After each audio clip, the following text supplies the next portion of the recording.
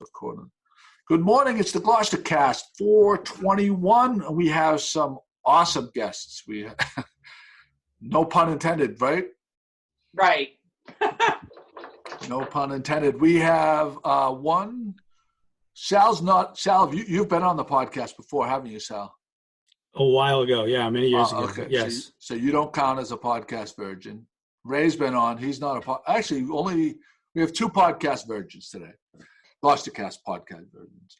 But I'm going to go around. We have Jimmy and Pat Dalpiaz, podcast virgin Beth Zerilli, Ray Cahill, the preeminent #1 world's greatest vet in the Seaport vet, is with us. Sal Zerilli, famous filmmaker Sal Zerilli, is with us, and Anne Malloy, podcast virgin. Good morning. Also of Neptune's Harvest fame, which is it seems like it's getting bigger and bigger every year. True. That's awesome. All right, so we have to do our duties. Podcast virgins get 2 questions. Beth, we're going to start with you. Okay, this is going to be another part of the game. Beth, are you familiar? Do you know what I'm going to ask you? No. Okay. All right. Did I already get it wrong? It's very telling if you don't know what I'm going to ask you. Anne, do you know what I'm going to ask you? No idea. Okay. I do. Text me right now. So we know if you're a regular, because this is what we do with our virgins. So they would know the question and they would be prepared. We're going to see how well you answer this question because we'll grade you afterwards. No pressure. No pressure. No pressure. So you have to picture yourself on death row, and the warden comes in, and he's going to give you 2 questions. He's going to your death row sub and death row meal. Sub meaning hero sandwich grinder, and it can't be homemade. It has to be at. It doesn't necessarily have to be in Gloucester, but what sub shop or deli would you go to for your death row sub? And what meal would you get at what restaurant for your death row meal? Easy. My sub is from Virgilio's. It's a chicken St. Joseph's. Chicken St. Joe, okay. Yeah, I like a chicken St. Joseph's. All right, Ann, you go for the sub. I have to think about my meal. My sub is also Virgilio's, but it would be the Mediga steak with lettuce, tomato, and American cheese. I think Ann gets a gold. Those were quick and good. I think Ann gets a gold star right there. Yeah, It's a tremendous. You can't go wrong. Mediga steak is gonna when you're playing rock paper scissors. Steak trumps chicken. I get it. Yeah. I lost the first round. I'm. Yeah. That's all right. No, it wasn't meant to be like. But I have to give props. Let her feel a little shame for that. A little shame. Although I did Virgilio's. I mean, at the same place at least. No, I do love a good Destino's cheesesteak too, with extra cheese. Absolutely, best in the country as far as I'm concerned. Onions, peppers, and mushrooms. Well done. They get a lot of votes. Beth, death row meal. That's a tricky one, but I actually am going to go with lobster tacos from my place by the sea. Oh, Rockport girl. Yeah, totally throwing it out there, Rockport. We don't have a lot of restaurants, but those lobster tacos are awesome. All right, good to know. Well, that's one you're an outlier on that one, but there's no shame. I actually. There's a little more shame. No, I actually intentionally. I could have picked Gloucester restaurants, but no. I respect that. It's a great restaurant. They were on the gourmet show. Phantom Gourmet, I think. I respect the hell. I respect the hell out of you going like on out on a limb, because Virgilio's, Destino's. Yeah. Tono, Franklin, these places are obvious. Those are obvious picks. Yep. Like I respect it. Okay, Ann, death row meal. If I'm on death row, I'm definitely going to a really nice steakhouse, like a Morton's, Ruth Chris, something like that, and I'm getting the top, $125 steak. Then I'm putting crab meat on top of it, and then béarnaise on top of that. Okay, I think Drop. You might die before the penalty is excuted. Anne Malloy might be my spirit animal. No, that is tremendous. Phenomenal. But you have to pick between.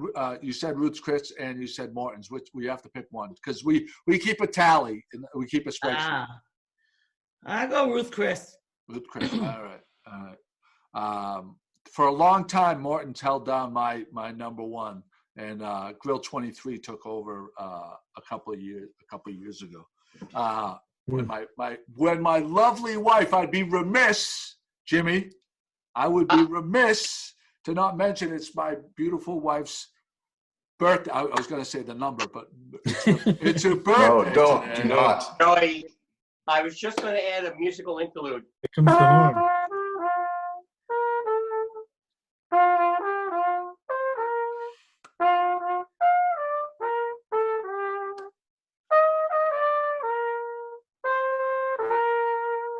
That's Very class. nice. All right. I love you, Caters. Yeah, thank you for that, Jimmy. That was fantastic. And Jimmy, fresh off of doing was not taps. What was the one that you did at the Jimmy? What did you do at the Fisherman's Memorial Statue? No, it was taps. It was taps. It was taps. Yeah, but I just didn't know the name. Yes, and so you did that for a film that they're doing at 1623 Studios, right? Yeah, what's happening is since they canceled all the events, Adam Kukuru got a hold of me, and 1623 is going to, on Monday, I think about 11 o'clock. Pat's got the information on what channel. I can't remember all that. But they asked me if I would play taps, and they said, would we go to a memorial, and we chose the Fisherman's Memorial.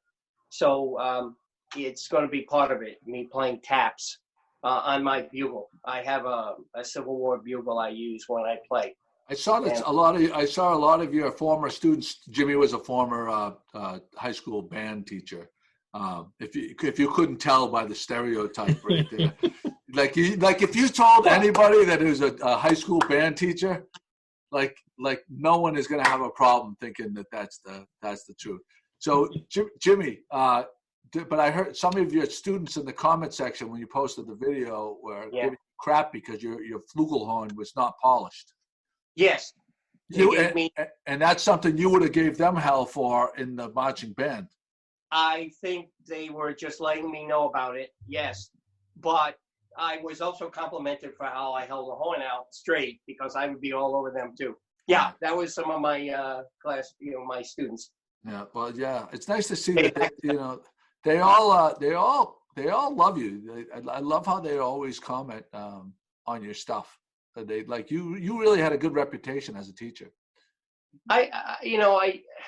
It's a small district, you're talking Rockport. Mine was K through 12. We have about maybe 1,000 kids. Graduation, we never played Pomp and Circumstance. We just played Pomp. Da, da, da, da. Oh, they're in already. Okay, and we sat down. It's a small district. We're all into it, coaching, playing. You get to know each other. And I was fortunate. They believed in me. I believed in them. We worked on it together. Why such a stickler for the polish? It doesn't influence the sound, does it? No, not at all. It's just that, when you're marching, and we went out and bought newer, shinier stuff because it gave extra points for the judges. When you ever look at marching bands going through, take a look at the drums, take a look at some of the horns going through. Notice they're all the same color, the same shine. That's all extra points. If you're being, competition, you got to find something. So who knew? They knew we fundraised like crazy to get this stuff. So that's why they're giving me a little bit of crap that I picked up a crappy one. There you go. All right, let's get right into the awesome Gloucester and awesome Rockport. So it's expanded. Is this is Awesome Foundation or something? What is it called? Yeah, it's the Awesome Foundation. And is it national or global? Yeah, it's international. There's 91 chapters in 14 countries. It was founded, I think, 2009 in Boston. So the roots are local for sure. And we've had 2 chapters on Cape Ann since 2013. Oh, the Rockport one's been since 2013? Gloucester was founded 2013. I think Rockport was 2015. Oh, wow. I didn't realize. The Yeah. Gloucester one gets more press. Whoever's doing the social media for the Rockport one needs to step up their game. We're not as often, remember. We're not every month. I'm only teasing. I'm only teasing you because Sal put me up to this. Sal said, "Yeah, this isn't Good Morning Rockport." Remember the name of the show. Play nice. Sal said, "No mercy on Beth." No mercy. But can you what for the people? I understand what I think I know what it's all about. But for the refresher course for the listeners, can you explain the premise behind the Awesome Foundation? Someone want to take that? Oh, you could take it. Yeah. So the way it works, generally, some chapters do it a little bit different. Gloucester and Rockport are a little bit different from one another. But generally, the premise is a small number of people living in a community pooled together $1,000. Often it's monthly, sometimes it's quarterly, depending on the size of the community. And then that $1,000 is then, we call it a micro grant. It's essentially a gift that we give to someone or some group in the community that's doing something that we think is going to improve the community or make local life more awesome. It's very, very focused on grassroots initiatives. And we try to support, ideas that might not be able to get funding from other more mainstream sources. And we really want to help people who have an idea or they're trying to get something off the ground, give it life and make it sustainable and actually bring it to fruition. So we're really focused on local impact on sort of small scale initiatives, generally speaking. So these gifts are not randomly given out. Is pitch night still a thing? Beth, you want to take this, Beth? Sure, I'll take this for Rockport. Pitch night is still a thing. We actually had a challenge that was we were in the middle of a challenge when the pandemic hit. So the proposals from that challenge were not pandemic related because it hadn't actually happened yet. And so we actually decided as a group, we had decided to give one pandemic, just an immediate response as a group. We kind of, without a pitch night, we just, as trustees ourselves, kicked around some things that we thought would be awesome to give to the community during the pandemic. So we did that in March. But then we also had to vote as a group to just kind of do a little business as usual. And could we do that on Zoom? And so we actually did have a pitch night on Zoom. And we even had a breakout room where the trustees went over into the breakout room to vote. And then we came back into the main Zoom room and we actually gave out $1,000. And that was actually to a local teacher at Rockport High School. Dr. Waller is in the middle of writing another book and he needed $1,000 to complete his project. So yes, we still do Zooms, but with the pandemic challenges, no, we're doing that in a small group setting with just the trustees because it's hard enough to decide who to give the money to. So yeah. It's a little Beth, was that Sue Waller's brother and they were doing that art book for their art? This is a book on the stars. Oh, okay. Yeah, he's a physics teacher over at Rockport High School, and we had a project, and it was pretty awesome actually. And so we gave him $1,000 in the midst of all this.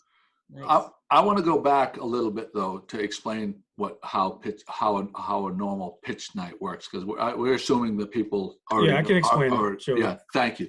So generally, the way it works is we allow people to submit proposals to us through the Awesome Foundation. Both chapters have their own pages there. The proposal is very basic. It's not a really complex thing. We're not asking for lots of supporting evidence or documentation. It's really meant to be streamlined and efficient for people. And then we have a deadline. Gloucester's proposal deadline is always the last day of the month. Rockport's varies depending on when we have our community challenges. Then after that deadline, we typically receive, say, 8 to 15 proposals from people in the community. We then vote to determine a top 3. And then those top 3 get invited to what was an in-person pitch night where they come and they make a pitch. Like it's a little bit like Shark Tank. They try to convince us, why us? And then we get an opportunity to ask them questions. And then we deliberate there in that meeting, privately, and then come back and actually give the cash out to the person. I think it's super exciting. It sucks because I always want to go to these things because I think it would be very intense and awesome. And I haven't gone to one yet for whatever reason, but I just imagine. And Ray, I'm gonna go to you now. Like, what is it like when you have some young child who might have a great idea or whatever, and then you have like like some business guy, you know what I mean, that already, like, how do you just solely go on what do you think is in your mind? I'm gonna go like this. In your mind, are you putting aside like the characteristics of the participant and just saying like this $1,000 is going to have the biggest impact with that proposal? Or are you like, or does this beautiful little cherub of a kid that with the puppy dog eyes and everything like that, do they get preferential treatment because they're cuter than some like 52-year-old blogger? How many times have you broken hearts, Ray? That's the question. How many kids have you disappointed? Too many, far too many. Well, a lot of the proposals have come out of the middle school, high school in Rockport. I'm part of our awesome Rockport, and the kids bring it. If you're proposing, if you're pitching, if you're part of pitch night, and there's a group of kids next to you with their proposal, I would not want to be up against the kids. They bring it. It's great because it is fun to see. It gives you faith in our future to see these kids put their passion into these ideas. They'll get help from adults in the background. They're showing up, having prepared and really well prepared. We've done waste reduction, compost projects at the school. There was one. It was a gardening initiative at the school, and so like a hydroponics type of thing. So these kids come up with some great ideas. So the fact that it's a cute little cherub versus the 52-year-old, it's all good. We love all of it, and I don't think one has an advantage over the other. It's whatever, to me personally, it's whatever is the most grassroots, the most sustainable, the most impactful project. That's where I'm going to put my vote. There you go. See, that's what I was going to ask is for the people that are listening, and right now the wheels are turning, saying, "Wow, I think I may share this with someone." Are you recommending a certain outline to follow, or just kind of bring it and we'll listen? Is there a certain timeline? What do you recommend, guys? I think for Rockport, it's I think it's what's going to have, like Ray was saying, like the greatest kind of impact. If it's going to impact 3 people, or is it going to impact 300? We tend to try to look at those types of things. And how impactful is that $1,000? Is it a part of a $20,000 project? And we're just going to be kind of lost. Not that we wouldn't necessarily give to that, but is the $1,000 going to make it possible for you to do this, or are we just kind of another revenue stream for you, right? So I would say any age group. We love to see any age group coming to us. And because we don't go every month, we do sometimes have to look at what's time sensitive for right now and what's time sensitive for like 6 months from now. And maybe we might encourage you to come back at another time, but not always, right?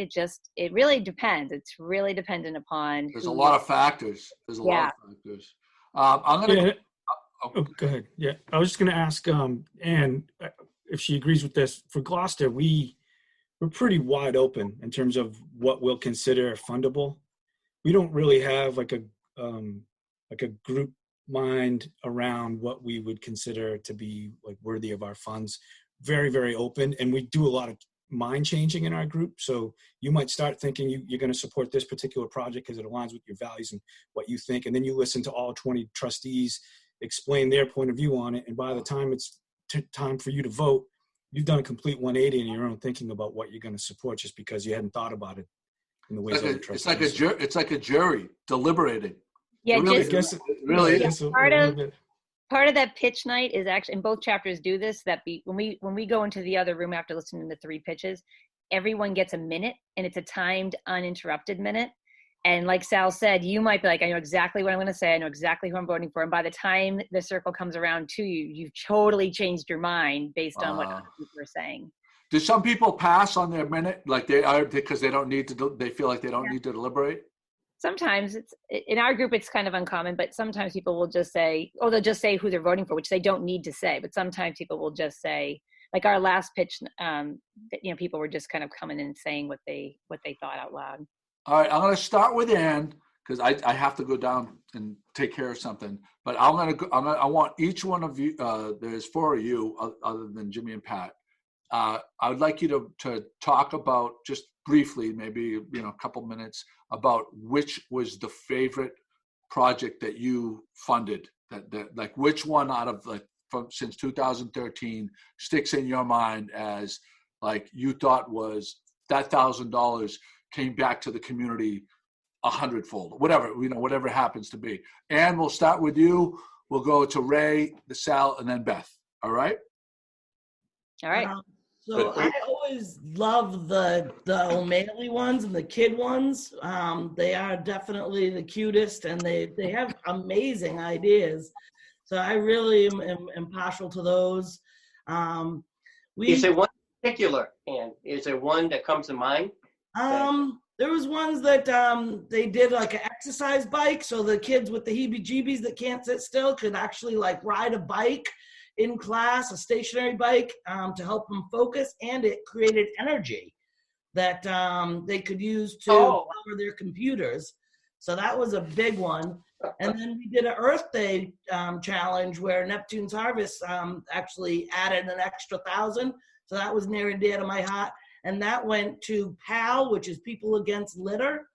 And they are an amazing group of people that pick up trash and encourage people to sign up to clean up in front of your house. And if everybody just cleaned up in front of their house, there would be so much less litter. So that spawned a huge amount of outreach in the community. They had a parade float. They passed out the little yellow bags to pick up trash with some seed packets. And that's still an ongoing thing. So that was a lot of bang for our buck with that one. So those would be my top That's ones. okay to hear that it's been sustained. Yeah. I heard somebody say that one of the things you look for is it being sustainable. So that clearly was. Right. That's a good point. Okay, who wants me next? I could talk about one of my favorite. There's I think I'm hard pressed to pick a favorite, but one of the coolest things that we've been able to do through Awesome Rockport, and this was a joint initiative, and it's been done I think 3 times, right, Beth, Sal? Yeah, foundation. The Pink Envelope Initiative. It's a pay forward where Awesome Rockport and Awesome Gloucester came together, pooled a grant from each group. And then we had printed up these pink envelopes with these cards inside that just nice graphic, and it said, "Be awesome." And we put money, just different amounts of money, cash, in these envelopes. And we went and we just distributed them. We went out early one morning. You go out early in the morning and you just hide them throughout the community. You put it in a tree, you hide it under a bench, you stick it on a fun on a bulletin board somewhere. And these bright pink envelopes that people just come across, open it up, and there could be $5. There could be, what was 50? I think we maybe done 50 the first year, yeah. And the envelope just, the card in the envelope just said, "Please do something awesome with this money. Whatever you think is whether you needed to pay a bill, whether you want to pay for, coffee for the person behind you. Try to do something nice for somebody else or for yourself. And if you don't mind, tell us about it. Come on our social media websites and tell us what you did, or shoot us an email. What did you do? How were you awesome with that money?" And, there were over 130 envelopes each time, just distributed throughout the community. People were paying bills. People were, there was that, Sal was reminding me, there was the one story of a woman who, not of many means, was taking care of her niece and nephew who were recently orphaned. And she was just out with them, finds an envelope, there's this money, and she gets to buy them an ice cream and have just a moment with these two kids. So, so that was, I think, just a community-wide hug. Yeah. Oh, yeah. That was great. That was a great one. Remember that. Sal, what do you have? Yeah, I like Ray. I don't know that I could boil it down to one. We're up, we funded 114 projects over the years, so there's quite a few to choose from. I would say there's some that stand out historically, but the things that we funded most recently around the pandemic really I'm really proud of the way our groups have responded and put our money where our mouth is and really tried to help people on the front lines. The grant that Awesome Rockport just gave out to Denmark, the nursing home in Rockport, they're going to buy Fire 8 tablets so their residents can have face-to-face communications with their family and loved ones. That's an amazing one. The one that Awesome Gloucester just gave out was to a nurse who, after she completes a long shift, she then goes and tends to the homeless members of our community, trying to provide for their needs and try to get them to engage with healthcare so she can have a dialogue with them. And that's all volunteer, and she was pulling money out of her own pocket. So the idea that we could support somebody who's doing beautiful work like that, I really feel proud of those. So the local response we've had to the pandemic, I think I feel really proud of our groups for how we've done that. So those stand out to me. Beth? So, Sal took Denmark. I was just going to do that because I dropped off money just yesterday. So, and they were just so thankful, and it was so great because we knew that they. How about Sal? Wait a second. How about Sal? Like he was quick to shit on the Rockport ideas, but then that was the one he picked up on. He stole your thunder, Beth. How do you feel about Sal stealing your thunder? Hopefully my strategy wasn't that. But in his defense, he is a trustee of both chapters, so I think that it should be allowed. It's okay. We'll let it go. But I was going to mention Denmark, but I also would mention the other one we did in the pandemic. And like everyone's saying, all of these ideas have obviously been really awesome.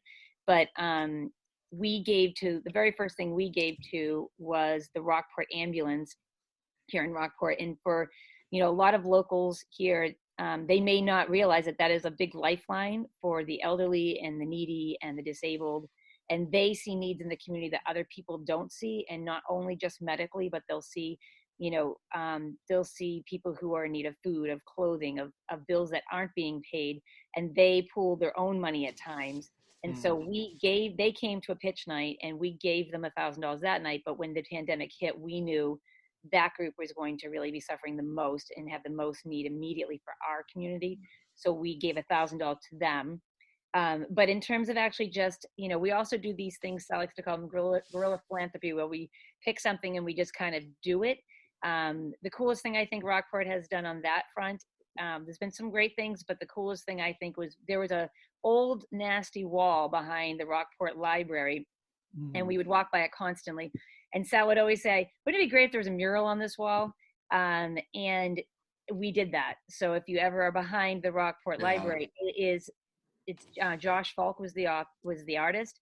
He had total free reign to come up with the idea, and it's very magical. Like the lighting on it, it's just the ocean. But it is spectacular, and it improves, I think, the lives of people around here every day when you walk by it or you happen to go by the library.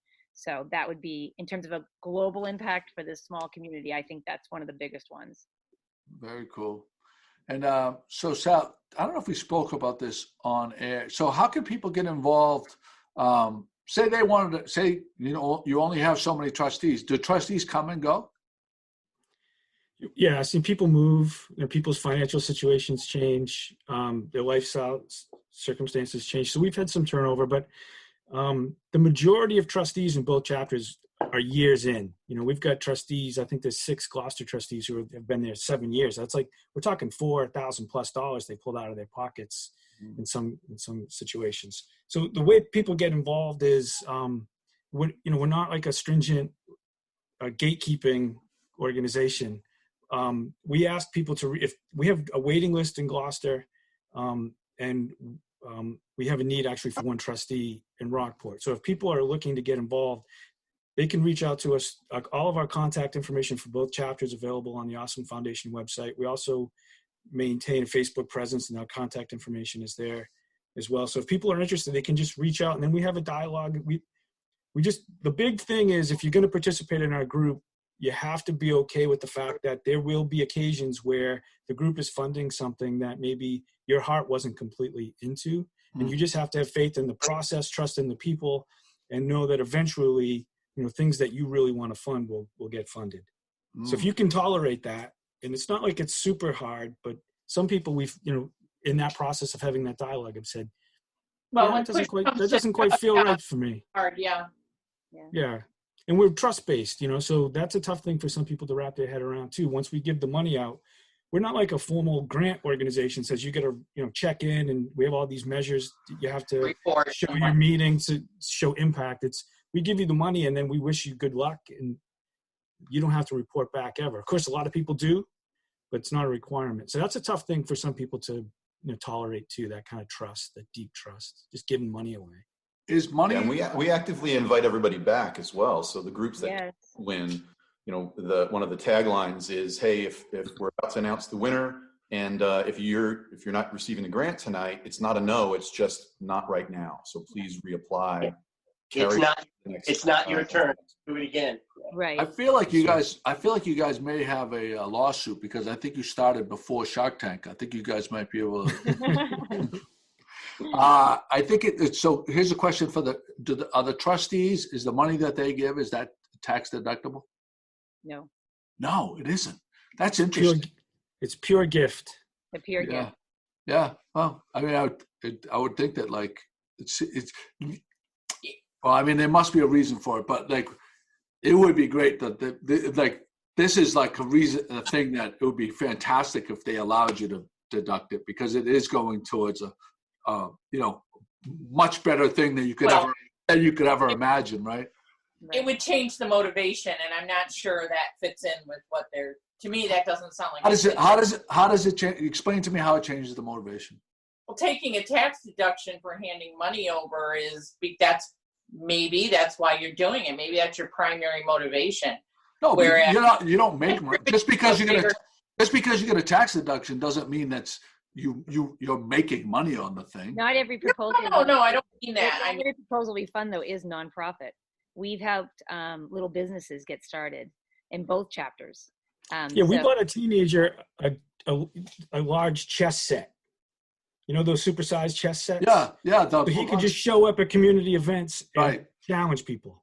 Right. We saw him down at the block parties all the time with Rick Dowsett. That's right. Yeah. So there's certain things, like we're talking about, the pandemic response, and we're being responsible citizens in our community, but we also look for things that are a little bit outside the norm, things that would not get funded elsewhere. We're open to that sort of thing. It's so brilliant. It's so brilliant. And you know what?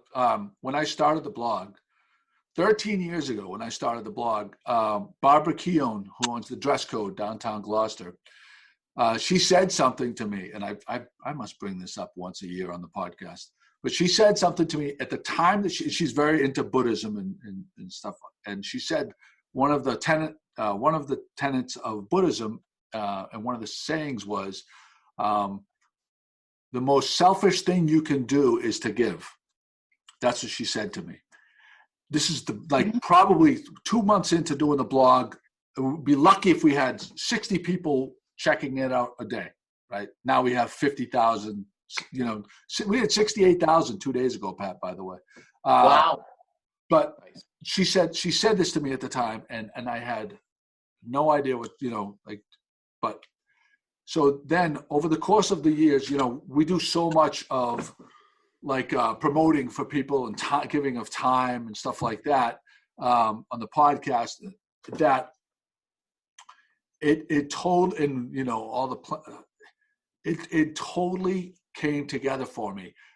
When you give, whether it's financial or time or something like that, you feel so great that the lesson is, you're really being selfish because you end up feeling fantastic about it. So the people that are given $4,000, like the trustees that have given $4,000, it's very generous. I guarantee you that the $4,000 that they gave, they would give it 100 times over again because they feel what they have gotten in return in positive energy and how great they feel about it is probably far surpasses that dollar amount. Does that make sense? Oh, absolutely. Yeah. So you're right. the most selfish thing you can do is to give, and driving home from the meetings every once a month after the meeting, driving home, you feel so good. You really do. I'm sure you do. It's amazing how many things that people apply for that you're like, what the city or the state doesn't fund this already. It seems so crazy. It must be reaffirming to know there's so many good projects potentially out there, that there's so much innovation going on and thinking for the good of others, and that must be very gratifying also. Well, I think about the one where they were trying to salvage a cemetery. Remember the one where the people came and they wanted to fix the stones of this very old cemetery that the grass had grown up on and people didn't even know was there. It was like, it was amazing. That's a perfect example of something you would assume that would be funded by some other funding source. And I was actually a member of Gloucester actually when we did that one, and that lives with me, that we actually helped to restore some of those tombstones. It's like the chicken and the egg. Like maybe these ideas never come to fruition because if they didn't know about Awesome Gloucester or the Awesome Foundation, Awesome Rockport, they wouldn't put their mind into action to come up with these ideas in the first place. You know what I mean? Like it's the money. We would love to play that. We would love to think that we play that role where there's maybe the knowledge that there's a group that would give you $1,000 to do something. Spurred you to think. Can spark you to think differently about stuff that you're seeing and experiencing in your daily life. Yeah. That's really would be lovely if that was the case. And I think it is to some degree. Yeah, and it's also nice to kind of reward people who've been doing things like that person I'm thinking about in Magnolia, the woman that does all that litter. Yes. Yeah, she's awesome. Out of her own time, she's up and down Magnolia Ave, all these different neighborhoods, just picking up trash, cleaning up the cemetery in Magnolia. Out of her own time, I mean, she spends a lot of time, and we helped her to buy tools, rakes, gloves, bags, mowers. Awesome. Yeah. That's fantastic. Oh man, just picking one is the hardest part too. Every week, every month, you just want to give it to all three. Usually, they're all so good. Right. I'm sure. What percentage of people, roughly, you think come back if they don't get it the first time around? A lot. Maybe it's 30% come back. We encourage everybody to come back. And in Gloucester, of the 92 that we've given us so far, it's 6 or 7 that have come back at least twice, some 3 times. Well, I think one group 4 times came back, and eventually won. I pitched to Awesome Gloucester. I think it was at least 3 times before I got it. I was doing sticks for the Gloucester girls high school program when we were just starting it back. Ice hockey. And it took me a few times. At least I think it was 3 times I had to come back. Your pitch really improved over the. I had to work on it. you honed your skills. Right, exactly. And often it is who you're up against. Someone may have been more time sensitive. Something may have greater need. That's why we say, please come back, because if you made it to the top 3, it's because we all thought you were awesome. It just is, like Ray said, it's not a no. It's just not a right now. Right. The woman one time, she was pitching and she heard another pitch and thought it was so much more worthy. She's like, just don't vote for me, please. Oh, wow. Remember that? That's fantastic. That speaks to the true nature of the project. Yeah. Ray, have there been any animal initiatives that have been funded? Yep. Jody Swinson, right? Yeah, through Awesome Gloucester, yeah. Yeah. She not through Awesome Rockport. Animals, and she got a grant. Jody Swenson, what's the name of her organization? I forget what it is. I think it's Cape Ann Wildlife. Something. Oh yeah, that's great work. Cape Ann Wildlife, yeah, I get you. Yeah, they do amazing work. Yeah, well, And Pat and Jimmy, you did something. Did you do a rescue or something? You helped out with Dr. Cahill, right? Yeah, just a little minor thing, really. An injured gannet needed transport to. Right now, my mind is blank on what animal specialty place I took him, but it's just a small. The wildlife center at Tufts, maybe. Yes, that was it. And people said to me, like, why would you do that? I'm like, it just, well, like Joey was just saying, it felt good to help out. Did it poop all over your car? It did not poop all over my car. He wasn't very good company, actually, in the car. But I, as I said, I turned on NPR to keep him calm. As far as, what do you mean by not good company? Like, what was he doing that was bad? He wasn't talking to me. He was just sleeping, I think. I don't know. Yeah. No squawking, no drama, no. He wasn't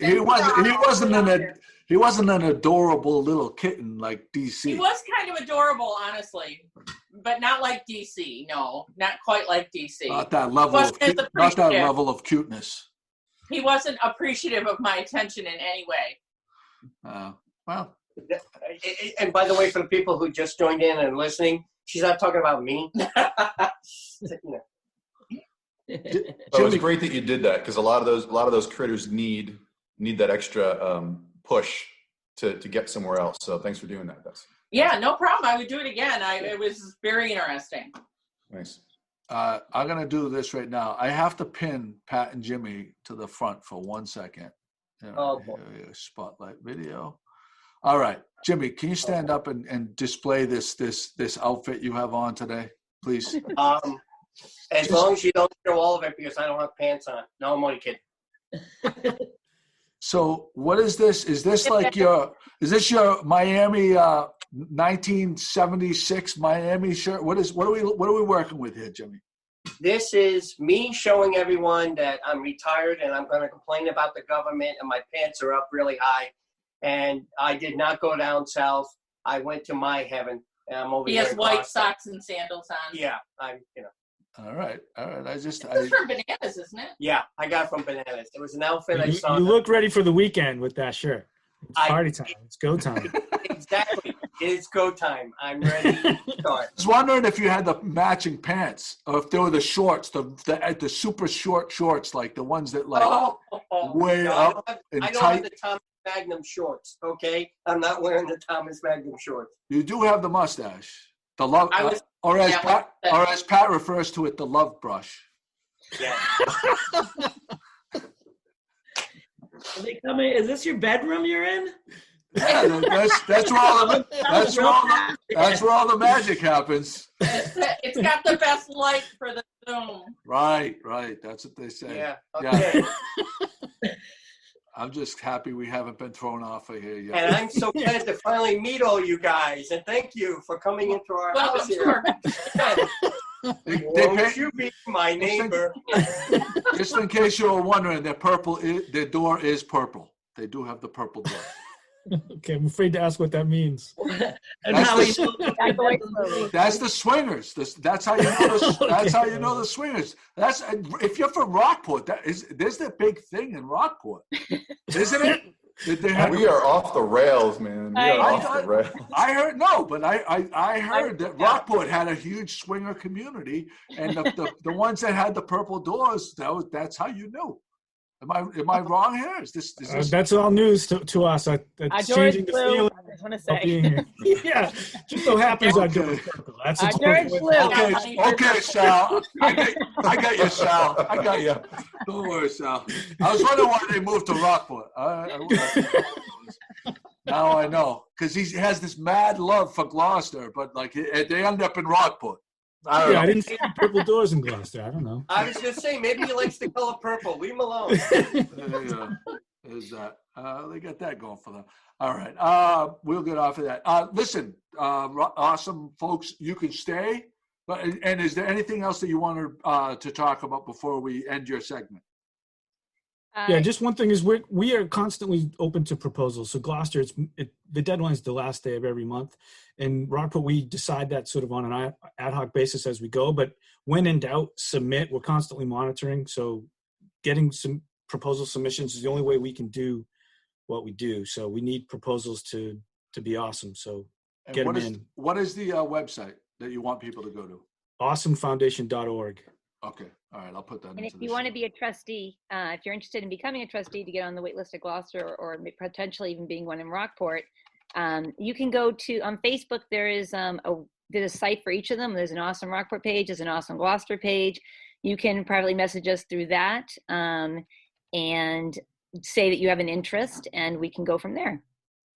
That is fantastic. Are you guys planning on hanging out, or do you have someplace to go? I got to go to work. I got to get to work. Work is calling. No problem at all. Thank you guys for being on. I really appreciate it. Get the link in there. And it's going to take a little while. We didn't get to go live, but I am recording this right now. So you'll be able to, by 8 o'clock tonight, it'll be up on Good Morning Gloucester for people. Hey, Beth. Thanks for having us. You're welcome. Beth, thanks for everything you're doing teaching-wise. Before we started, you were talking some of your stories, and God bless you, and thanks for everything. Thank you very much. I appreciate it. All right, Great to guys. meet you Yeah, all. nice to meet you guys. Thanks for having us, Joey. All right. Thanks, Joey. That was great. You got it. Thanks, Joey. We'll see Bye. you guys. One by one. Bing, bing, bing. Well, that's an awesome project. Oh, yeah. It is an awesome project. No pun intended. Like you just, Right, it's right. the easy thing that rolls right off the tongue. If we were smarter, if we were more eloquent with our English, we would come up with some other adjective. But we just come up with awesome because it makes sense and it fits. Wicked. It's a wicked project. Pat, you and Jimmy Tito'd my wife. Yes, we did. Yeah, we did. And we enjoyed every moment of it. I want everyone to know that. We wanted her to have a totally great birthday. How's that? Teetotal. Well, so we'll go back to the premise of it. So there's these great Facebook groups, and I couldn't find the Gloucester one where it started of being wined. I don't know if that was just something that's like national or on Facebook. So there's no Gloucester chapter of being wined, or if there is, people can write in and we'll link to it. But Right. there is Beer Me Bro. That's one where it's a local thing, and you go into this group and you put your name and address and what you like for snacks, and people may or may not randomly drop off beer and your favorite bar snacks at your door anonymously or whatever, or maybe, and then you pay it forward. But Kate, not being so much of a beer drinker, well, I can't say she's not a wine drinker because she's a wine drinker, but she's mainly a Tito drinker. And she wrote on Facebook a couple of nights ago, what about being Tito'd? What about being Tito'd? So why don't you take over right here, Pat, and I'll come right back. Well, we knew that Kate's birthday was coming up, and so we went to Audrey's and got a bouquet of spring flowers, and then we bought a few Tito's nips and tucked them into the bouquet and left them at the house. And it was one of the really warm days this week, so I wanted to text her right away and say, they're out on your deck because the flowers weren't going to last very long out in that heat. But that was fun, and she was totally not expecting to find nips in her spring birthday bouquet. Or maybe she was, I don't know. But regardless, we were glad that it was a nice surprise for her. And yeah, well, we were discussing maybe getting a little branch, like a little tree in center pot, and then we were going to hang the Tito's off of there. Yeah. But we weren't sure if there was a spot that you had planted already or, thinking of your backyard because you have such a nice yard, guys. And, so we just went, look, but flowers who doesn't, right, who doesn't like to have fresh flowers in the house now and again? So that's all that we did. And we were glad that it was well received. And happy birthday, Kate. We're really happy you have a beautiful day for your birthday today. I hope you're doing something special. Yeah, it's a cater's weekend. That's what Joey told me. It's a cater's weekend. That's awesome. Oh, I keep saying awesome. I don't really mean to. I'm going to have to be getting my thesaurus out. and checking some other words we can use. But yeah, it was fun. It was like like Joey was talking about, just going out and doing and planning it and getting the flowers and getting the nymphs and putting it together and delivering it. It was all just fun. So we got more enjoyment out of it perhaps than Kate even did. So that was awesome. So for people who are celebrating birthdays in quarantine, I'm sorry. But if you're an adult, that's one way to have fun. Do you know that Joey left and he hasn't heard one word that we said? I know, we're being so kind, and could we just talk about him? Okay, well, we have to switch back. He's and back he's going to now. put Okay. the headphones on. All right. So and that's all that we have to say about that. You guys killing yourself to fill time? Are you killing yourself to fill time? Was it that painful? It was a little painful, but I'm hoping your viewers stuck with it. All right. I have a few things I want to mention.